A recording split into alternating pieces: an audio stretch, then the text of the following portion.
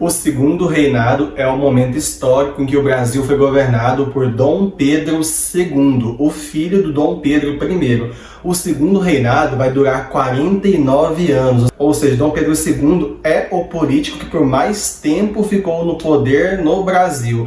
O segundo reinado vai de 1840 e vai acabar em 1889, quando um golpe militar vai destituir Dom Pedro II do seu trono e instaurar o regime republicano no Brasil. Mas nós veremos isso daqui a pouquinho. Quero apenas, antes de nos aprofundarmos no tema do segundo reinado, quero resumir ele em 4 tópicos. No segundo reinado continuam aquelas disputas entre liberais e conservadores que vinham desde o primeiro reinado, adentraram no período regencial e vão chegar ao seu auge no segundo reinado com o chamado parlamentarismo às avessas. Na segunda metade do século, além de conseguir a consolidação da unidade territorial do Brasil, sufocando as revoltas que aconteciam aqui e ali, também inicia a partir de 1840 até 1860 o período de prosperidade econômica, quando o café passa a ser, junto com o algodão, com o açúcar e com o cacau, o principal gênero de exportação do Brasil para o exterior. Vai prosperar tanto que vai entrar no século XX como sendo responsável por 60% das exportações do Brasil e o responsável por um período de prosperidade econômica e de desenvolvimento econômico. Também é o momento da chamada Era Mauá, em que Irineu Evangelista dos Santos vai se destacar como um dos principais empresários do Brasil. Os anos de 1864 até 1870 serão um divisor de água no período do segundo reinado e vai ser o momento da terrível Guerra do Paraguai, que vai contrapor o Brasil, Argentina e Uruguai ao Paraguai. Também, galera, também é o início do declínio do Império. Vai ser a partir desse momento que vão iniciar crises econômicas. O Exército, que era um novo grupo que tinha poder no Brasil, começa a se indispor com a monarquia. Além desse momento também se configurar como um momento de intensa mobilização popular em torno do tema do fim da escravidão.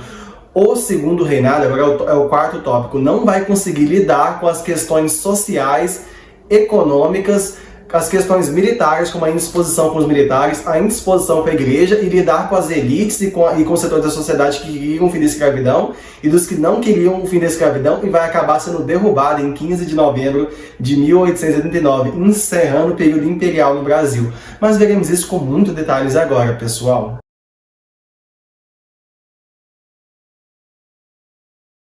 O que foi as chamadas eleições do cacete? Naquele momento que o Dom Pedro II assumiu, ele ainda era muito novo, ele tinha 14 anos de idade e era facilmente influenciado pelos políticos liberais que haviam ajudado ele a chegar no poder e que haviam sido convidados por ele a compor o gabinete ministerial. Eles, por exemplo, haviam influenciado o imperador a nomear, através do poder moderador, presidentes de província favoráveis aos interesses dos liberais. Naquele momento, galera, também aconteciam as eleições legislativas para o Senado e para a Câmara dos Deputados. Esses presidentes de província, eleitos com o apoio dos liberais, utilizaram-se de violência e intimidação para coagir aqueles 10% da população que podiam eleger candidatos a elegerem deputados e senadores de cunho liberal para ajudar esse gabinete ministerial a aprovar sua tomada de decisões.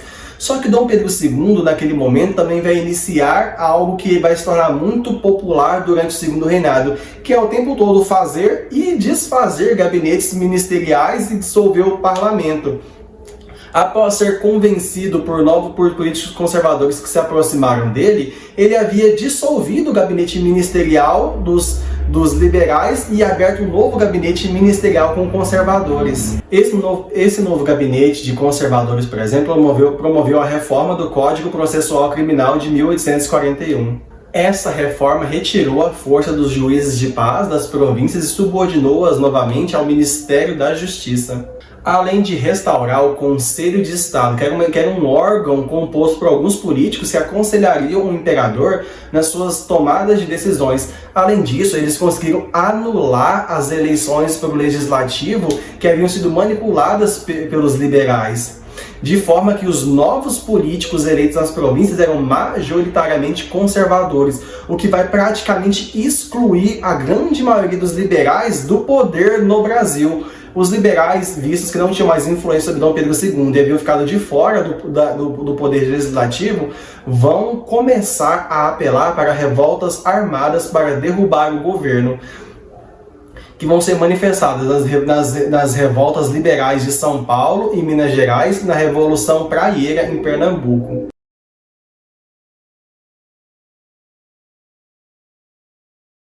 Em 17 de maio de 1842, a maior parte dos políticos liberais paulistas declararam que não se subordinariam mais às ordens de nenhum presidente de província nomeado pelo poder central. O objetivo deles não era proclamar uma república ali e nem se desvincular do Brasil, sim controlar a maior parte das porções territoriais de São Paulo para obrigar o governo central a negociar com eles, que seriam as novas autoridades de São Paulo, medidas mais descentralizadoras. Em 22 de maio, no entanto, chega a São Paulo o exército imperial liderado pelo Barão de Caxias, que vai prender os principais líderes daquela revolta, que era Tobias de Aguiar, e o padre Feijó, que havia sido um ex-regente, botando fim àquela insurgência, mas outra semelhante acontecia em Minas Gerais. De 10 de junho a 20 de agosto também ocorreu uma revolta liberal em Minas Gerais que destituiu o presidente de província enviada para lá pelo poder central e tentou tomar a maior parte do controle territorial de Minas Gerais para forçar o governo central a negociações.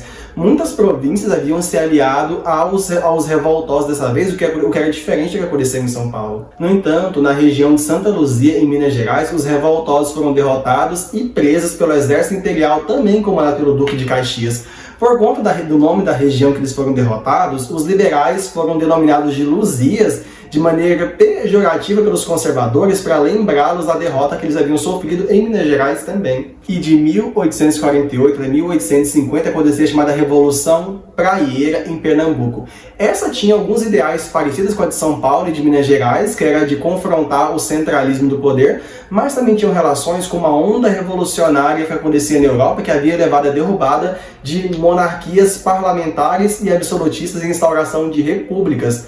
Tanto é que até mesmo, não só ideais republicanos, mas também de uma corrente filosófica chamada de socialismo utópico, que entrou no Brasil e chegou até Pernambuco, influenciaram nessa rebelião. Também se relacionava às disputas travadas entre o Partido Conservador, chamado de Guaribiru, a versão dele de Pernambuco, e o Partido Liberal, que era o Partido Praieiro, o que vai dar nome à revolta, que era o Partido Liberal de Pernambuco. Desde a nomeação de um presidente de província conservador para o poder central, os conservadores foram expulsando paulatinamente os liberais dos cargos administrativos provinciais, o que vai incentivar muito a elite liberal praieira de Pernambuco a pegarem armas para tentar combater os conservadores. A rebelião começou em Olinda e rapidamente se espalhou para a região da Zona da Mata e depois para o agreste de Pernambuco. Setores mais populares de Pernambuco começam a apoiar os praieiros contra os conservadores, que vai levar ele a tomar as primeiras vitórias. Contudo, o medo de que os setores populares tomassem conta da rebelião e ela deixasse de ser um conflito político para virar um conflito com questões sociais, vai fazer com que, pouco a pouco, muitas lideranças praieiras que eram da elite, igual os conservadores, comecem a sair do movimento com medo de que rumos esse movimento tomaria se ele fosse controlado principalmente por pessoas das classes mais pobres da sociedade. E até 1849, as forças governamentais começaram a derrotar o movimento praieiro em Pernambuco. As principais lideranças políticas que haviam sobrevivido foram presas e condenadas à prisão perpétua. Mas depois, lá para 1851, vai vir um decreto governamental anistiando todos eles. Também era nesse momento, galera, que a Zona da Mata pernambucana modificava sua economia com o declínio da produção de açúcar e com o início da Guerra Civil nos Estados Unidos, que vai impedir a exportação de algodão daquela região. O algodão começa a virar um novo gênero de produção em Pernambuco, principalmente na Zona da Mata, e um novo gênero que vai ser exportado de Pernambuco para outras partes do mundo. Para consolidar-se no poder e diminuir os conflitos entre liberais e conservadores, Dom Pedro II vai iniciar uma política muito própria dele de revezar grupos conservadores e grupos liberais no seu gabinete ministerial, naquilo que vai começar a ser chamado de parlamentarismo às avessas. Mas o que é isso? Começaram a surgir muitos críticos naquela época que diziam que não havia muitas diferenças substanciais entre conservadores e liberais, que eles tinham origens sociais muito parecidas e que divergiam principalmente em relação a grau de centralização ou federalismo do governo central. Surgiu até a famosa frase: não há nada mais parecido que um conservador do que um liberal no poder. Como que era esse parlamentarismo às avessas? Dom Pedro II, que era o chefe de Estado por seu imperador, conseguia facilmente destituir qualquer primeiro-ministro, chefe de governo do seu gabinete, se ele não lhe agradasse. Por quê? O imperador é quem nomeava os ministros, dentre eles o primeiro-ministro, e era quase sempre alguém alinhado aos interesses do imperador, o que era muito diferente do parlamentarismo britânico, que foi aonde o Brasil supostamente se inspirou. Na Inglaterra, a monarquia constitucional e a monarquia parlamentar e constitucional mais tradicional da época, que vai inspirar a Constituição brasileira e também outras constituições ao redor do mundo, o rei reinava, mas não governava. No parlamento britânico, o primeiro-ministro era escolhido no legislativo como um representante do grupo majoritário no parlamento inglês e não podia ser facilmente tirado do poder à revelia das opiniões do rei. E ele efetivamente governava como chefe de governo escolhido na facção majoritária no parlamento inglês. O gabinete ministerial chegou a ser dissolvido mais de 30 vezes pelo imperador, que ora colocava ali políticos liberais, e quando a situação política do país mudava e surgiam críticas ou instabilidades, alternava para conservadores e depois voltava para liberais. Inclusive, vai ser essa política do imperador de dissolver gabinetes para trazer novos aliados que tivessem mais populares na época, que vai levar ao fim da monarquia quase no finalzinho do século XIX, quando vão surgir mais conflitos no Brasil, mas dessa vez envolvendo um exército, que era um setor de fora da política, que vai forçar a dissolução de um gabinete, e o imperador, durante o golpe militar do exército que vai derrubar a monarquia, achou que o golpe militar era só mais um movimento para forçar a derrubada de um gabinete e eleger outro. O imperador vai ficar inclusive surpreso lá no ano de 1889, vai saber que junto com a derrubada de mais um gabinete ministerial estava vindo também a derrubada do governo, mas vamos chegar nessa parte ainda. Se acalmem. Num primeiro momento, Dom Pedro II estava consolidando sua popularidade no Brasil e ele, inclusive, tinha apoio de setores populares que não participavam da política, como as pessoas mais pobres, até mesmo de escravos, por conta da visão paternalista que o imperador passava para a sociedade, como se fosse um grande pai da nação.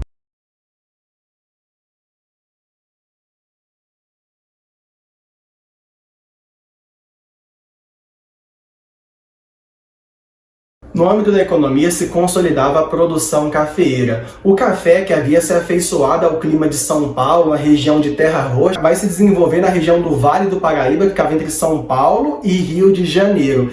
Esse gênero de exportação vai ser muito requisitado no mercado internacional, porque se tornava muito popular em países como a Inglaterra e a França, o costume de tomar café. Surgiam várias casas de café em todas as regiões da Inglaterra e os preços desse produto eram muito procurados no mercado internacional.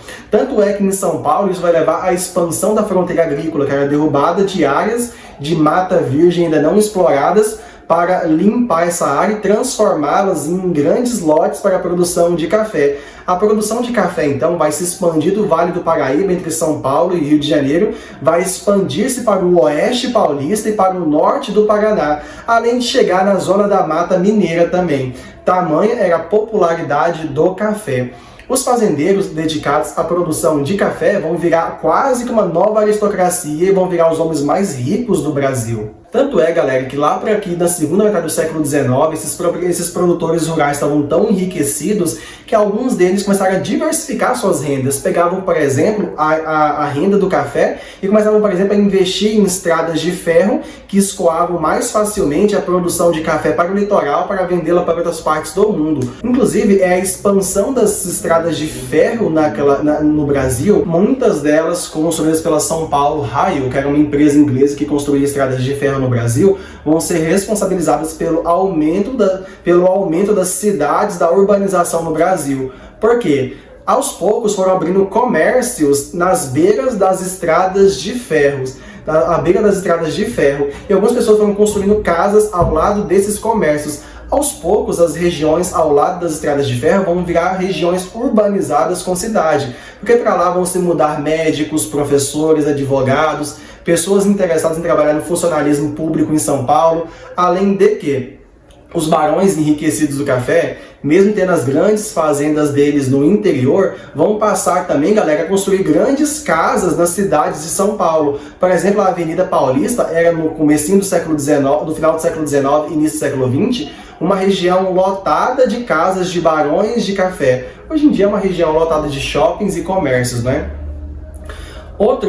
Esses senhores, esses grandes fazendeiros que tinham propriedades de produção de café, vão começar a construir comércios, outros vão até mesmo, galera, começar a virar empreendedores do ramo industrial, mandando trazer para o Brasil máquinas destinadas à produção de roupas, tecidos, comida. As primeiras indústrias sérias que vão abrir no Brasil, então, são indústrias de tecido, produção de roupas, comida e algumas de metalurgia, localizadas principalmente nas cidades.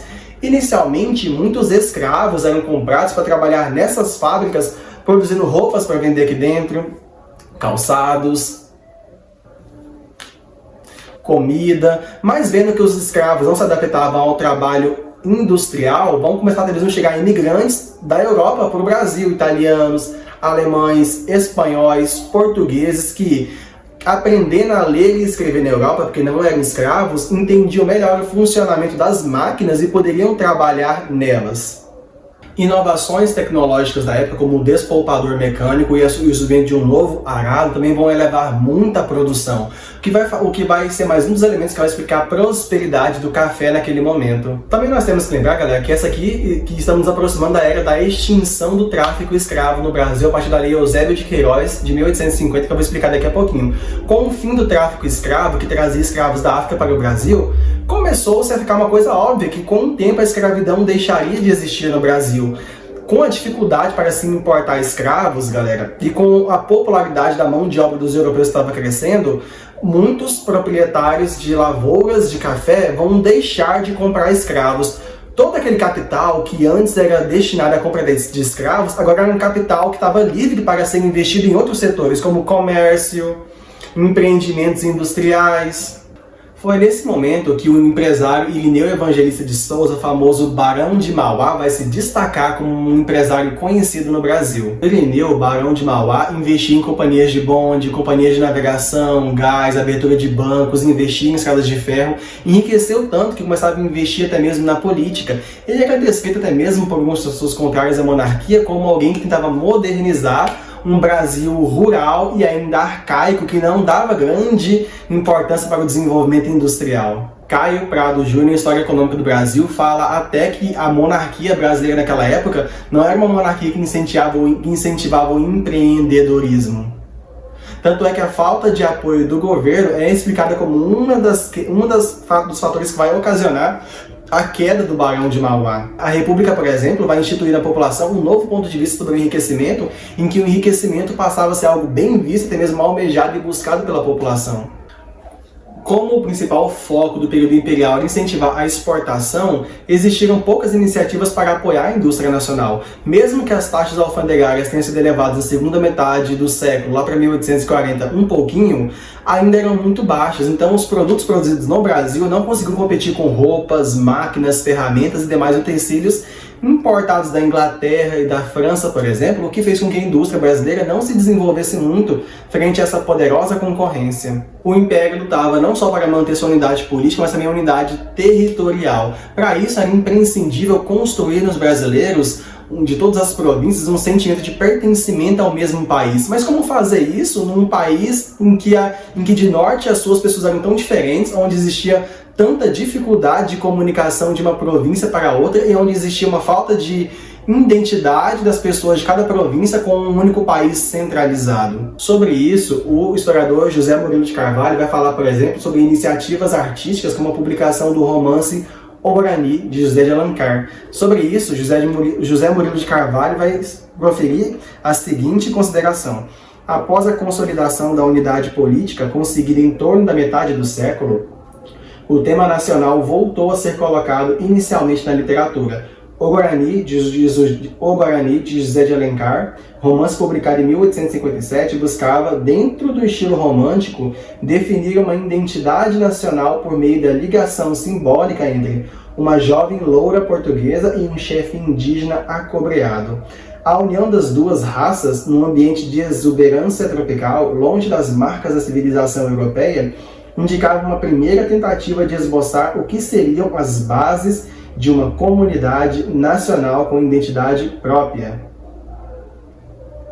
Começava a se construir aquela ideia do Brasil montado através da união das três raças, o indígena, o branco europeu e o negro trazido da África. Pensamento para se consolidar, por exemplo, no século XX, com a criação da obra do historiador e antropólogo Gilberto Freire, Casa Grande e Senzala, que dava a construir uma ideia de Brasil feita para Brasil como um país único, composto pela união dos brancos, negros e indígenas. Aquela ideia que vai ser criticada por outros historiadores por insinuar que o Brasil seria um país construído através de uma harmonia entre as três raças.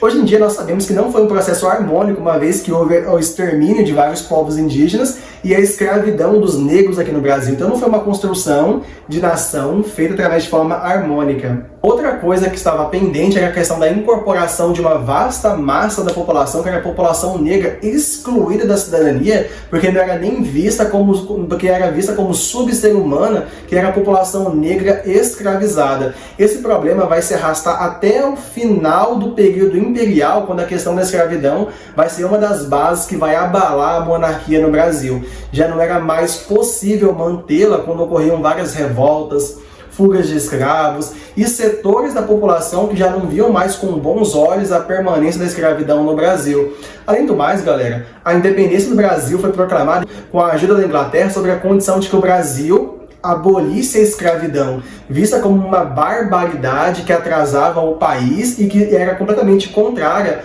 aos novos princípios que se estabeleciam no mundo naquela época. O Brasil havia se comprometido com a Inglaterra naquela época a extinguir a escravidão, abolindo primeiramente o tráfico de escravos. Mas o Brasil continuou realizando a compra de escravos da África. Tanto é que traficantes de escravos, que eram pessoas que traziam escravos da África, eram pessoas super ricas. Era um dos grupos sociais mais ricos do Brasil. Em 1845, é aprovado no Parlamento Britânico uma lei chamada Bill Aberdeen, que permitia à Marinha Inglesa apreender em alto mar os navios negreiros, que eram navios que traziam à força negros capturados na África para serem escravizados no Brasil. De acordo com essa lei, esses navios estavam autorizados a parar as embarcações, revistá-las, prender seus tripulantes e julgá-los não no Brasil, mas em tribunais na Inglaterra. Isso não se dava porque a Inglaterra estava promovendo uma cruzada humanística pelo mundo baseada na ideia de que todos os seres humanos eram iguais. A Inglaterra fazia isso porque era um país da Revolução Industrial. Então, para ela, era mais interessante que não existisse escravidão no mundo e que todos os países existissem uma população que recebesse livre, que recebesse salários. Porque o escravo não compra mercadorias, já um homem assalariado compra.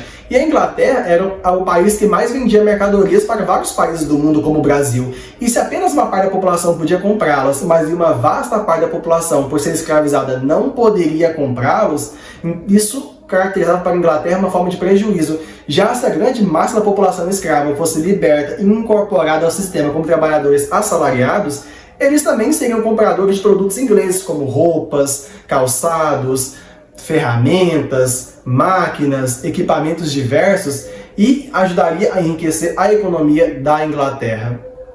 Mas o Brasil resistirá tenazmente e vai continuar protelando para frente a iniciativa de encerrar o tráfico negreiro. Nesse momento aconteceu o que é um dos episódios mais obscuros da história da humanidade. Muitos traficantes, donos de navios negreiros, ao terem seus navios capturados pela marinha inglesa e para não serem presos, eles tentavam se livrar da sua carga clandestina. O que isso significava? Significava atirar ao mar todos os escravos que estavam naquela embarcação e que estavam com destino ao Brasil.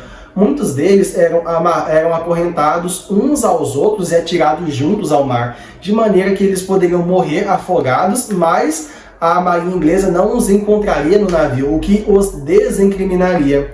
Só que a Inglaterra, que não era boba nem nada, começou a dizer que essas embarcações poderiam ser apreendidas quando qualquer sinal que indicasse a presença de escravos, como por exemplo uma embarcação vazia sem mercadorias, fossem identificados.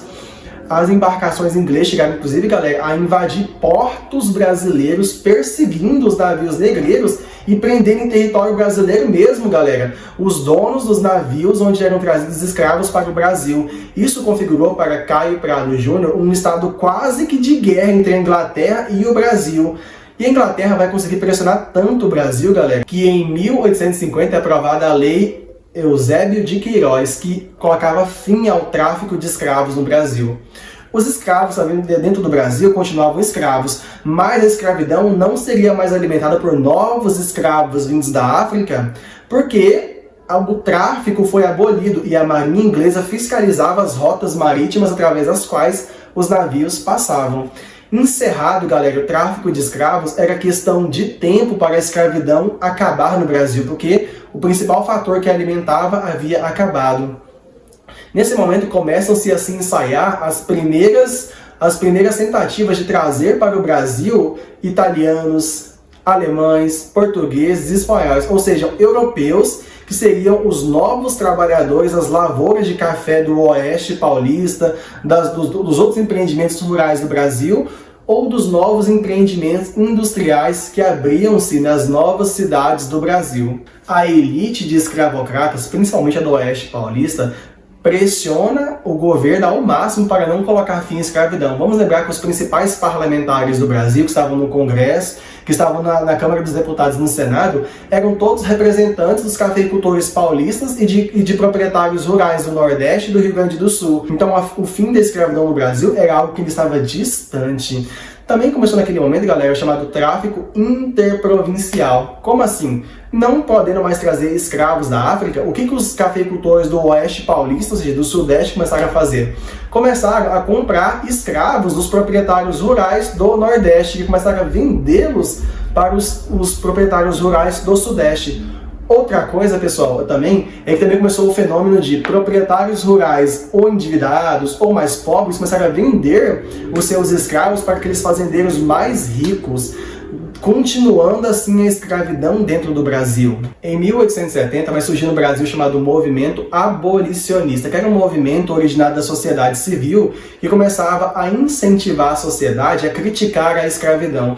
Uma boa parte do mundo já criticava o Brasil por ser o último país a manter a escravidão, uma instituição que já havia desaparecido da maior parte do mundo. A opinião internacional já havia chegado dentro do Brasil, criando aqui dentro o movimento abolicionista, que tinha representantes no Congresso, que tinha uma bancada abolicionista, também representa a sociedade civil. Além de confeccionarem panfletos instruindo a população sobre os males da escravidão, que além de ser uma violação aos direitos humanos, também era responsável pelo atraso do Brasil, eles começaram, galera, a incentivar as fugas em massa dos escravos das fazendas de café. Também começou, galera, a proliferar pelo Brasil com mais intensidade os quilombos, que eram sociedades erguidas por escravos que haviam fugido das fazendas onde eles eram escravizados e consistiam em pontos de resistência dos ex-escravizados contra o retorno, contra a manutenção da escravidão. Dois abolicionistas muito famosos eram os negros André Rebouças e Luiz Gama. Luiz Gama, por exemplo, que havia nascido em Salvador em 1830, era filho de uma mãe negra que era livre de um pai branco. No entanto, ele foi escravo até conseguir a sua liberdade. Ele vai conseguir o notável feito de tornar-se advogado naquela época e vai dedicar, galera, o resto da sua vida ao movimento abolicionista, escrevendo matérias jornalistas, incentivando a fuga de escravos, e vai ser um dos mais conhecidos nomes do abolicionismo no Brasil. Em 1873, outro abolicionista muito famoso, o deputado Joaquim Nabuco, que também é um dos fundadores da Academia Brasileira de Letras, vai publicar o famoso Manifesto contra a Escravidão ou Abolicionismo. Livro em que ele explica o que é o movimento abolicionista e que ele defende o fim da escravidão como uma das piores e mais horrendas coisas que existe no Brasil. Curiosamente, galera, Joaquim Nabuco era amigo do Machado de Assis, um dos mais importantes escritores da história do Brasil e talvez o escritor mais importante do Brasil, que era negro. Os dois serão, por exemplo, fundadores da Academia Brasileira de Letras e vão ter uma amizade durante muitos anos, trocando correspondências. Apesar do que muita gente pensa, galera, Joaquim Nabuco não era contra a monarquia. Ele não defendia, por exemplo, a queda da monarquia e a instauração de uma república, como é o Brasil hoje, por exemplo. Ele era um monarquista que conciliava a posição monarquista com a posição de crítica à escravidão. Para ele, a monarquia poderia continuar sendo a forma de governo vigente no Brasil e desde que a escravidão deixasse de existir. Ele, inclusive, achava que a escravidão deixaria de existir por parte dos próprios parlamentares que fariam isso através de discussões, através da criação de uma lei que aboliria a escravidão. O Joaquim Nabuco também era um defensor da liberdade religiosa. Vamos lembrar que naquela época, no Brasil, Estado e religião era uma instituição. Estado não era separado da religião por conta do padroado real, que instituía que no Brasil a religião oficial era o catolicismo, que inclusive obrigava qualquer político que queria se eleger no Brasil a declarar que era um católico. Joaquim Nabuco, por exemplo, foi um dos primeiros a defender a liberdade religiosa no Brasil, que não houvesse qualquer tipo de distinção entre as pessoas por conta da religião que escolhia adotar. Inclusive, por conta do padroado, era um imperador que escolhia, por exemplo, quem eram as autoridades, quem eram as pessoas que ocupariam cargos nas igrejas católicas dentro do Brasil, o que meio que trazia o apoio da igreja à figura do imperador Dom Pedro II. Apoio que vai ser abalado no final do segundo reinado, mas eu ainda vou explicar isso para vocês.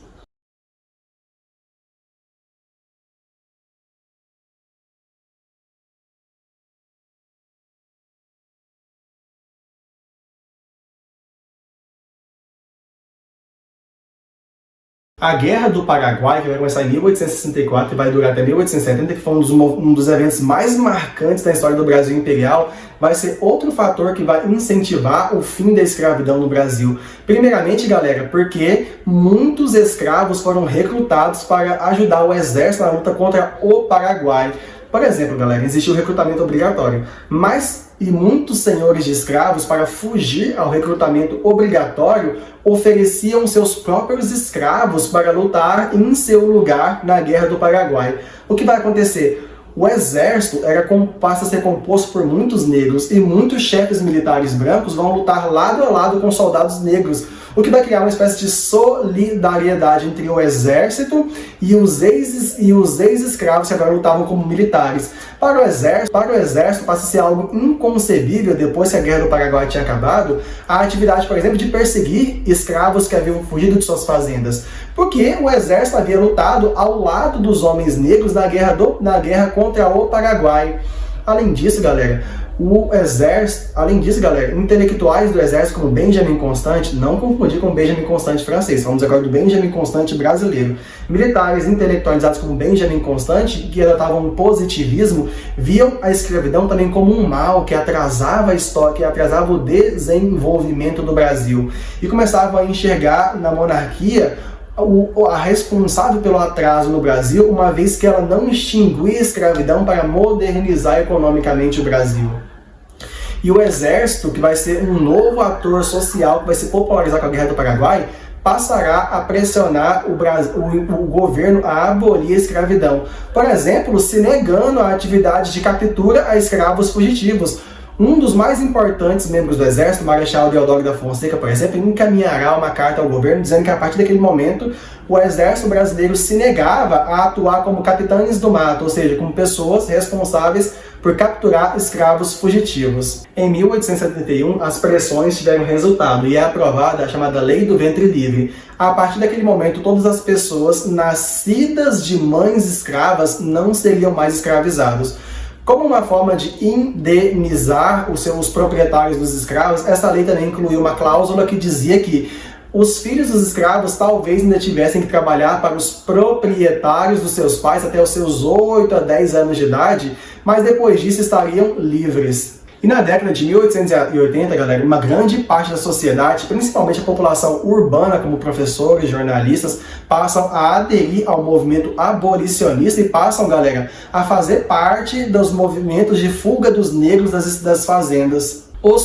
Os proprietários de escravos, através de seus representantes no poder legislativo, conseguem a partir de 1885 uma grande vitória, a aprovação da Lei dos Sexagenários, que muita gente acha que foi uma vitória para o movimento abolicionista e para a causa dos escravos, porque libertava os escravos com mais de 60 anos de idade, mas na verdade não foi. Primeiro porque a expectativa de vida de um escravo no Brasil era 40 anos de idade, então dificilmente um escravo chegava aos seus 60 anos, e se chegasse aos 60 anos, ele já estaria demasiadamente cansado e explorado, e de qualquer forma já não poderia mais trabalhar para o proprietário de escravo. E muitas vezes um escravo, após ficar muito velho e não poder mais trabalhar, ele acabava dando trabalho para o seu proprietário. Então, para o seu proprietário, na verdade, foi bom que a lei dos sexagenários tirasse da sua responsabilidade um escravo com mais de 60 anos de idade. Além do mais, através dessa lei, os proprietários de escravos conseguiram atrasar a votação de outras leis que fossem muito melhores para a população negra, como, por exemplo, uma lei que extinguisse de vez a escravidão.